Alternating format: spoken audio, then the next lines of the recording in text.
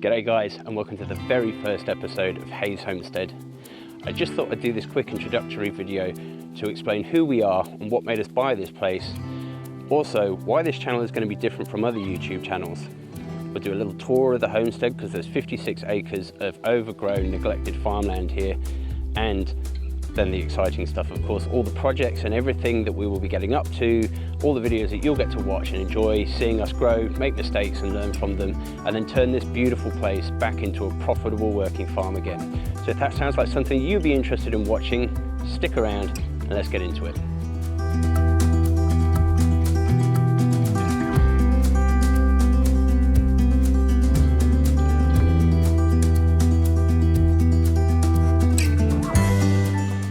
So, my name is Tobias, and I actually come from a background of building for nearly 7 years before we moved here, and before that I was a chef for nearly 15 years. So, with that said, this isn't going to be one of those never touched a tool, don't know what I'm doing channels, because I generally have a bit of experience and a bit of knowledge, but I am also working by myself, so it is a little bit like working with one hand tied behind your back.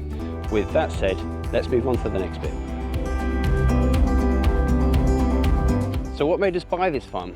Well, we'd actually been looking for a farm for about 2 years and actually searched many places across the state of New South Wales, which is the state that we live in Australia.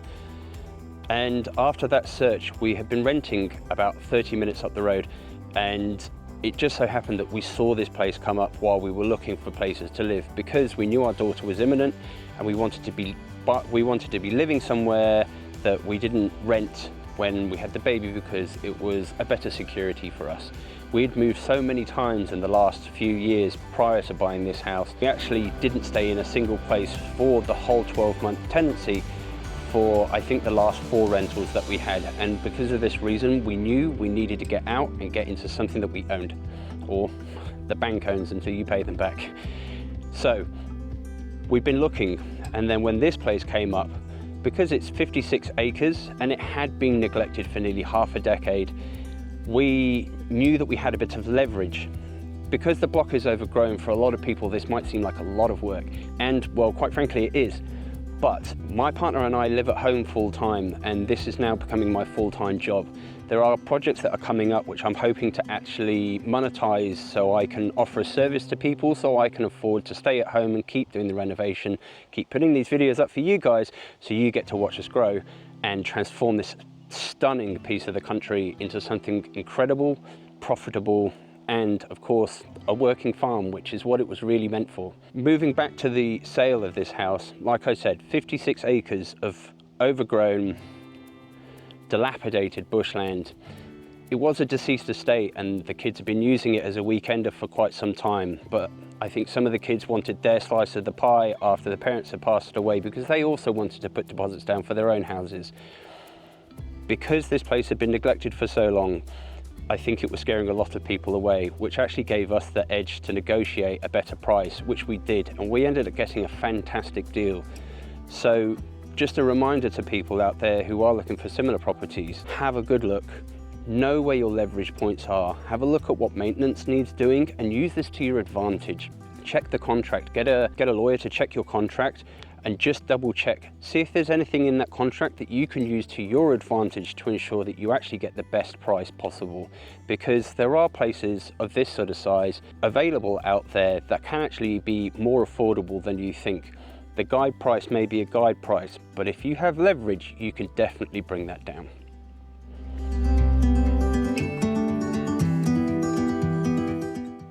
Okay, so there is one more thing that I do want to discuss before the tour.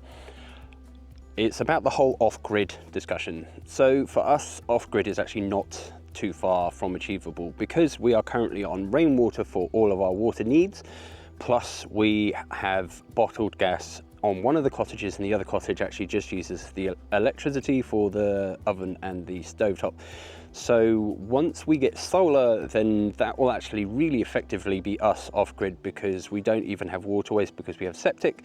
So really, once we cut off the electricity vein from the grid, we can then really be an off-grid property. We don't have to worry about monthly bills.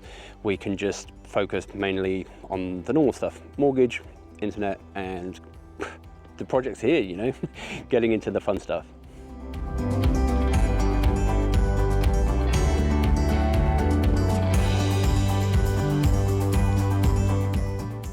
Okay, so on with the tour.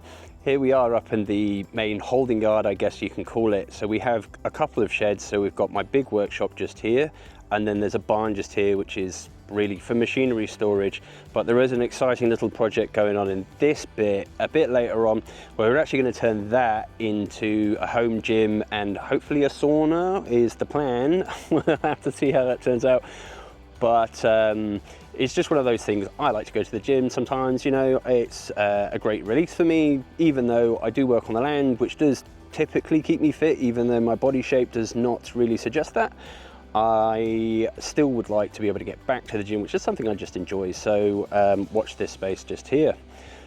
So we have, like I said, my workshop, which is currently a mess. That shed over there was absolutely packed with things, wardrobes, like filing cabinets, all sorts of crap, just boxes of stuff that the old owners didn't want to leave behind. And when I talked about leverage on the property, we got something called a walk-in, walk-out contract. So they just took the stuff that they wanted and then left, basically. And we had to remove all the old furniture, old beds, mattresses, fridge, freezers, like pictures on walls. There was loads of stuff. And if you sort of look over here, you can actually see, yeah, there it is. You can actually see like a pile of rubbish, which is stuff that we periodically take to the tip and get rid of.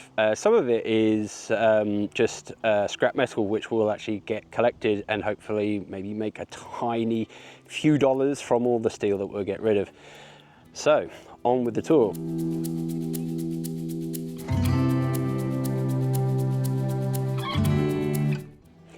So opposite the big machinery barn is this horrible dilapidated thing. Literally the roof is falling in. It is terrible. There is power in there, but I wouldn't trust it. There's like wombat holes. There is, I guess, rabbit holes too. The roof is being held up by a post in the middle, I guess, to stop it from falling in. But the plan is to have that down pretty quickly, because right next to it, sort of where this gap is just here, there's actually, we're going to be putting in a sawmill, which is hopefully one of the ways that I plan on making a bit of money, so I can actually stay here at the home, make the improvements, get these videos out to you guys, so you guys stay tuned, and also we can make a bit of money to obviously help us get by. But this thing has to go. It is an absolute mess. So we're going to get rid of it. I'm going to put another little shed there, and what I'm going to do is I'm going to dry timber in there, like slabs and stuff, so I can also sell timber slabs, because there is a lot of hardwood on this block. Definitely regularly have trees come down in storms, and I don't really want them to go to waste, and I don't particularly fancy turning it all into firewood. Even though we do need a fair amount of firewood for winter, I'd like to be able to make a bit of money from it. So a quick glance inside the barn here. The blue tractor you see behind me is actually a tractor that we bought after we moved in, but this little guy over here was actually part of the sale. They left it here, they didn't need it. It ran great for a little bit, and one day it got caught out in a storm and hasn't started since. So I don't know if I'm going to fix it, sell it as it is. It has a front loader and all the hydraulics work. It's just, for some reason, I think I got water in the fuel tank. Fuel in the fuel tank is good, water in the fuel tank is bad, and I believe that's what's happened. But all this crap just here, more stuff that the old owners left here and we now need to get rid of, which was part of our bargaining power. So really, when you're looking at buying a property like this, really examine what they plan on taking and what they plan on leaving. Because if you go there and the place is full of stuff and you go, yeah, contract's great, all right, we'll move in, you get there and the house is still full of stuff, could be in the contract that they walk in, walk out, and you've got to move all that crap before you can even move your stuff in. So really think about these sorts of things, and hopefully it'll save you some money.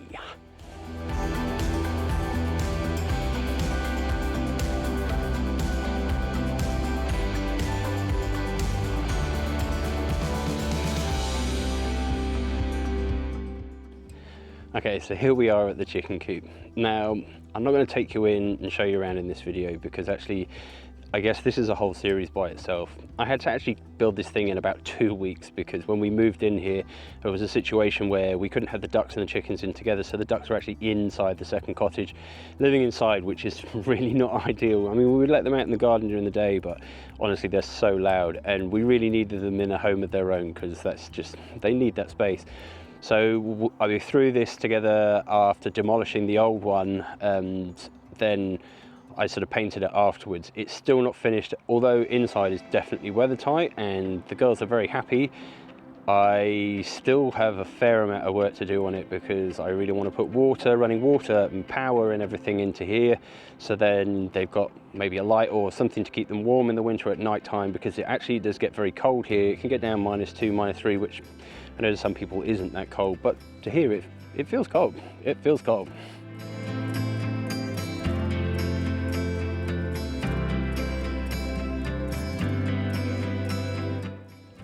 Okay, so here we are at the old established veggie garden. They had like this little glass greenhouse thing, and then they've got this massive patch of asparagus, which I can't wait to taste when it comes back into season.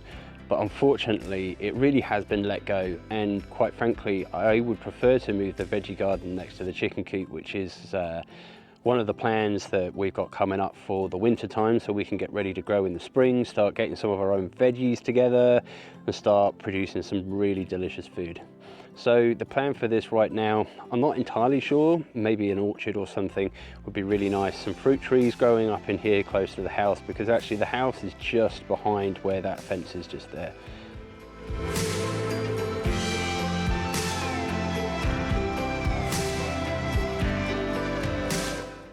It doesn't take a genius to figure out that this track is actually in urgent need of repair. When we got here, there was very little aggregate and stone in it, and we've had some serious weather events since, which has caused it all to pretty much wash away, and driving over it has just pushed it down into the mud really. So one of the first jobs and projects that we really need to get onto is cleaning this up, getting a proper border in, proper drainage, get some road base down, compact it in and create a proper track so we can get to and from the house to the sheds without causing all of this mess.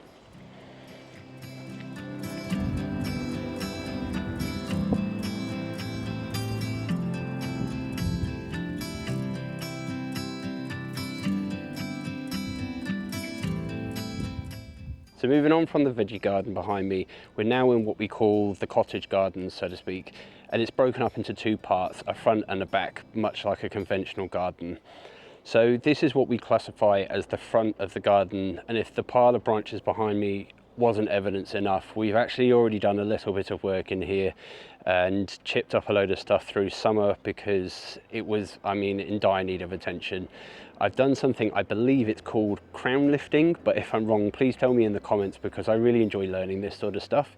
So we've chopped off the lower branches from a lot of the trees in here because they're very well established, to allow more light to come in underneath and for the grass to really grow properly.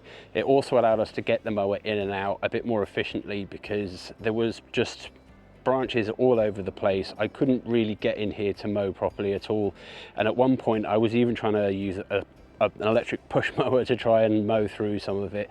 So it really has been a little bit of work, but there is still a lot of work to get done. Let me show you.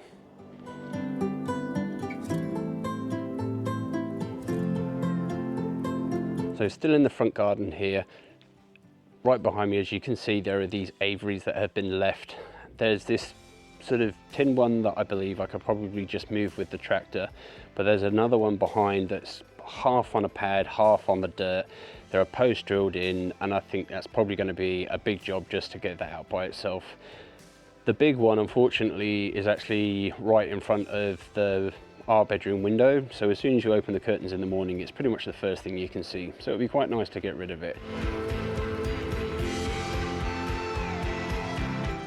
Moving between the front garden and the back garden, it's sort of divided by this giant arbor, or I mean, if you can still call it an arbor, it's basically an overgrown tunnel where this climbing rose, I think it is, has essentially dominated the structure, and now it's on the verge of collapsing.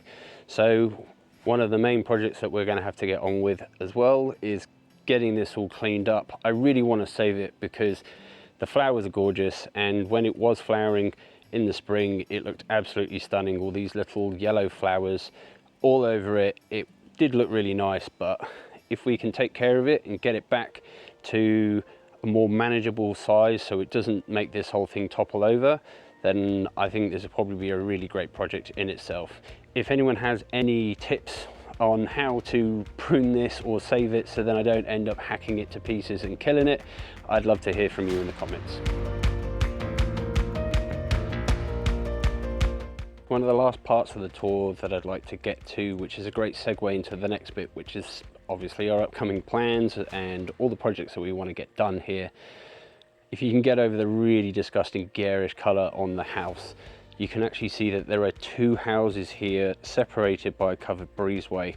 I believe that there is a legality for this reason. I think because of a covered breezeway, it gets to be seen as one house by the council, so I think it made planning a bit easier for them. So we would like to actually join the two cottages together by building in that breezeway. We're really into our movies, so something that I'd really like to build is actually a home cinema, somewhere where we can sit and watch big TV, great movies all together, brilliant sound system. So that is a project that's going to be coming up. Probably not in the immediate future, but definitely something that we're thinking about getting started in maybe the next 12 to 18 months. There are some more crucial jobs, unfortunately, in front of those renovations, but it is very much on the cards, and we are very excited about that project because we really think that transforming the two cottages and putting that joining area in between will give the same two house feel, but it will still have the ability to walk from one house to the other without coming outside, walking along the deck and then going in the front door of the other property.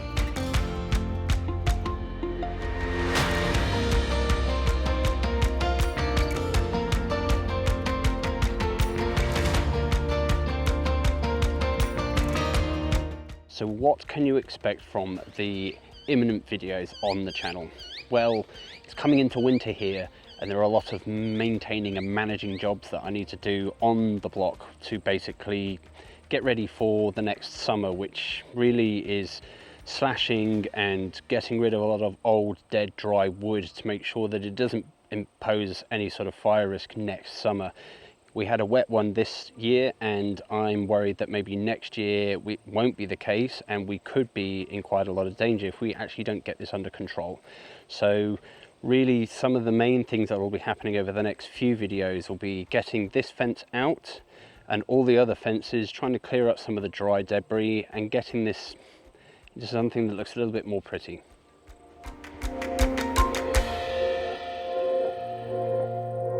As well as all the fences, before in the video I talked about this building behind me, the old shearing shed that is very, very dilapidated. Well, that will also be coming down in a very recent video because we want to make way for a sawmill and a drying shed, I suppose, somewhere I can store the cut timber. This is going to be a massive project in itself, so this might span a few videos. We'd really like to take advantage of the water tank that's already here, which currently collects nothing because the roof is so broken and falling in, the water just pulls off in other directions. So we'd like to build quite close to this so we don't actually have to move this water tank, because it is full of water pretty much, and it would be a real pain to move all that because I have nowhere to store that water while I move that tank. Maybe we'll buy another tank and move that water, I don't know, but we'll have to see what happens.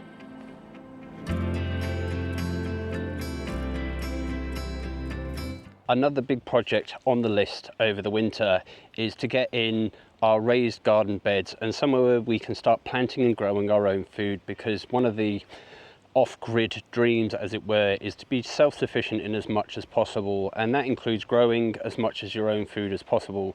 We have the chickens and the ducks and they provide eggs, but we want to be growing vegetables and fruit and have orchards and all the rest of this sort of stuff. This is very much a winter job because then we can get ready to grow things in the spring. So we plan to put in a very large closed off raised garden bed area, somewhere that also has some double gates so I can get the tractor through, in and out, be able to get rid of any big bulky waste or bring in compost or soil as and when I need it. right next to the veggie beds over in this area here, there's going to be a raised platform where I plan on putting a door in between the veggie beds and this raised platform, where I'm going to house the chipper, mulcher, and then behind that, off the raised platform, there's going to be the composting bays, so I can put any garden waste that comes out of the raised beds, throw it through this doorway, and I can just throw it straight into the chipper, mulch it into one of the compost bays, and then I can keep turning my compost. I can move the chipper along depending on which bay I'm currently chipping into, so I don't end up with fresh stuff in old decomposing compost.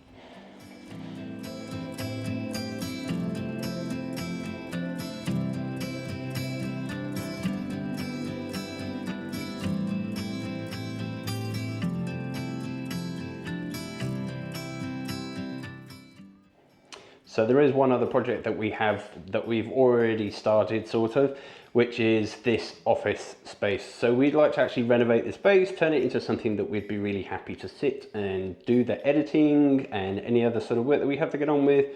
We were going to go with nice dark walls, light timber finishes, backlights, that sort of thing. Something that really does this place justice, somewhere where we can actually sit and really enjoy this perfect view.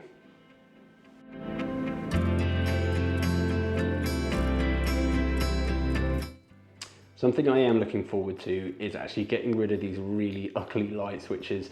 For some reason in the other cottage, the light switches were just normal kind of plate things, and we swapped them all out with smart switches because it was convenient to get into bed and realise you'd left the lounge light on and just turn it off with your phone. So it was one of those things that we wanted to do. It wasn't a great expense, it was easy to do, so we just sort of went ahead and swapped them all. Same plan for these things, so I want to get rid of this crap because it looks awful. It's really low, it's literally right next to where the striker plate is for the doorknob, so if you go to open the door you might smash your thumb into this and it doesn't make a whole lot of sense. Luckily it's very simple electrics, something I'm very capable of doing, so I'll actually be taking these off and then we'll be putting a proper light switch further up the wall. With the smart switches on the same system that we currently use, so we can basically toggle them on and off if we forget to turn them off when we leave. So I'm just going to conclude this video and our plans just here, which is the second cottage kitchen. So not the cottage we live in full time, this is the so-called guest cottage if you were. This is the kitchen, and as you can see it is pretty grim, and we would really like to get it all out and do something a lot more fitting. Our kitchen in the other house, as you'll see in a later video, which we've pretty much already renovated, we got on with it quite quickly because the kitchen that was there was very tiny. It really wasn't very functional at all. There was no bench spaces, and we built an island and a nice kitchen, which I'll do in a later video.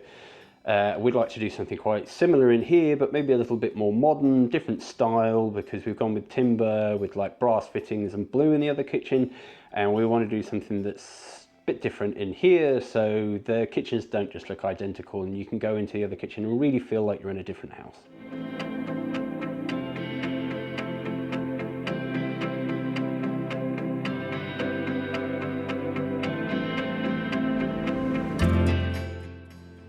If you've made it this far in the video, I'd like to say thank you for watching.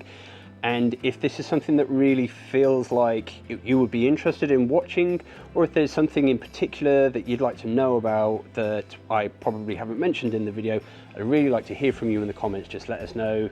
If you enjoyed the video, what you'd like to see more of. I don't plan on making these videos quite so narrative.